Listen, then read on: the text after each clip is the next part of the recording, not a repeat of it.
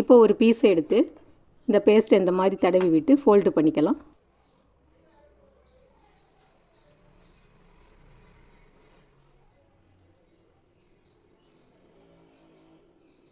தேவையான வெங்காயத்தை ஃபில்லப் பண்ணிக்கலாம்.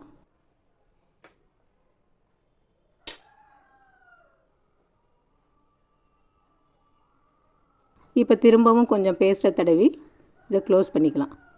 டைட்டாக க்ளோஸ் பண்ணிக்கணும்.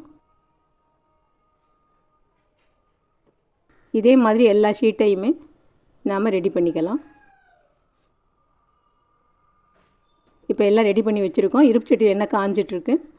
இப்போ எண்ணெய் சரியான சூட்டில் இருக்கிறப்ப சமோசாவை 3 நாளாக பொரித்து எடுத்துக்கலாம்.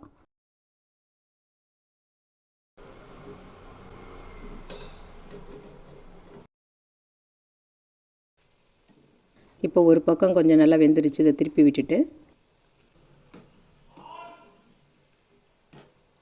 2 பக்கமும் நல்லா வெந்து கிறிஸ்பி ஆகிற வரைக்கும் பெரட்டி விட்டு வேக விட்டுக்கலாம். இப்போ நல்லா கிறிஸ்பி ஆகிடுச்சு, எடுத்துடலாம்.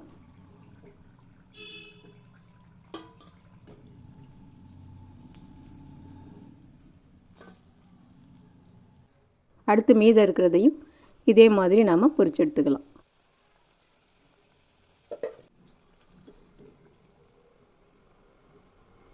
இப்போ பாருங்கள், நல்ல கிறிஸ்பியாக டேஸ்டியாக ஆனியன் சமோசா ரெடி ஆகிடுச்சு. இது ரெடி பண்ணுறது ஒரு அரை மணி நேரத்துக்குள்ளேயே பண்ணி முடிச்சிடலாம். ஈவினிங் டயத்தில் மைதா மாவுக்கு பதிலாக நம்ம கோதுமை மாவு சேர்த்தும் இந்த சமோசா செய்யலாம்.